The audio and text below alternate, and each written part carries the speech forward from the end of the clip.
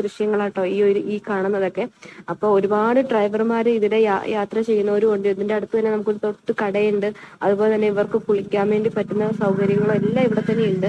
അപ്പം ആളും ഹസ്ബൻഡും ഇങ്ങനെ കുളിക്കാൻ വേണ്ടി ഇറങ്ങാൻ തീരുമാനിച്ച ആ ടൈമില് ചെറിയൊരു മണ്ണിടിച്ചിലേ കണ്ടെങ്കിലും അപ്പൊ തന്നെ അവിടുന്ന് പോവുക ചെയ്തത്. അപ്പൊ പല വണ്ടികളും അവിടെ പാർക്ക് ചെയ്തിട്ടിട്ടുണ്ടായിരുന്നു. പലരും കടയിലും അവിടെ ഇവിടെയൊക്കെ ആയിട്ട് ഒരുപാട് ആൾക്കാരുണ്ടായിരുന്നു കേട്ടോ. അപ്പം ഈ ഒരു വീഡിയോ എനിക്ക് നിങ്ങളുടെ അടുത്ത് ഷെയർ ചെയ്യണമെന്ന് തോന്നി. ഞാൻ ഇതിനു മുമ്പ് ഒരു വീഡിയോ കൂടി ഇട്ടിട്ടുണ്ടായിരുന്നു. പക്ഷെ അത് എന്താ കാര്യം ഒന്നും പറയാൻ എനിക്ക് പറ്റിയില്ല. കാരണം ഒരുപാട് ജീവനുകൾ ഈ ഒരു മണ്ണിടിച്ചിൽ മൂലം മരണപ്പെട്ടിട്ടുണ്ട്.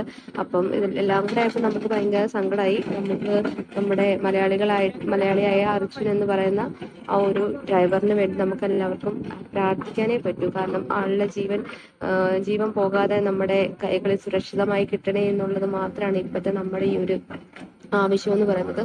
അപ്പം ഇതാണ് ആ ഒരു ലാസ്റ്റ് ഫൈനൽ മണ്ണിടിച്ചിലെല്ലാം വന്നതിന് ശേഷമുള്ള മഴയും കാര്യങ്ങളൊക്കെയാണ് അവിടെ ഇപ്പം നടന്നുകൊണ്ടിരിക്കുന്നത്. അപ്പൊ സത്യമാണ് ഇപ്പൊ അവിടെ നമുക്ക് റോഡ് അങ്ങോട്ട് പല ആൾക്കാരും അങ്ങോട്ട് പോകാൻ പറ്റുമോ എന്നൊക്കെ ചോദിച്ച് മെസ്സേജ് ഇടുന്നുണ്ടായിരുന്നു. അപ്പൊ അവരോടൊക്കെ വേണ്ടി പറയാണ് ഇപ്പൊ അങ്ങോട്ട് ആരെയും പാസ് ചെയ്ത് വിടുന്നില്ല.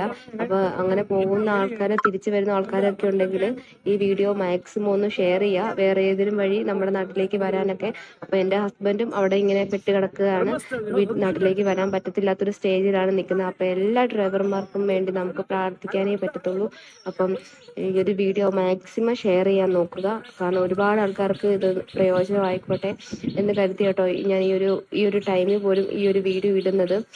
അപ്പം സത്യം പറയണേ നമ്മൾ ആരും വിചാരിക്കാത്ത പോലെയാണ്. കാരണം അവർക്കൊക്കെ ഒരുപാട് വേണ്ടപ്പെട്ട ആൾക്കാർ, നമ്മൾ മലയാളികളല്ലേ പോലും അവർ ഒരു നേരത്തെ ഫുഡ് ആയാൽ പോലും അവിടെ അടുത്തുള്ള ഒരു കടയിൽ അവർ ഫുഡ് കഴിച്ചുകൊണ്ടിരുന്നത്. അപ്പൊ കടയിലെ ആൾക്കാരൊക്കെ ഇങ്ങനെ മരണപ്പെട്ടു എന്നാണ്. ഇപ്പൊ ശരിക്കും പറഞ്ഞാൽ ഭയങ്കര ഷോക്കായി പോയിട്ടോ. കാരണം ഇന്ന് കണ്ടവരെ നാളെ കാണാൻ പറ്റില്ലല്ലോ എന്നൊക്കെ വിചാരിക്കുമ്പോൾ ഭയങ്കര സങ്കടമായിട്ടുള്ള കാര്യമാണ്.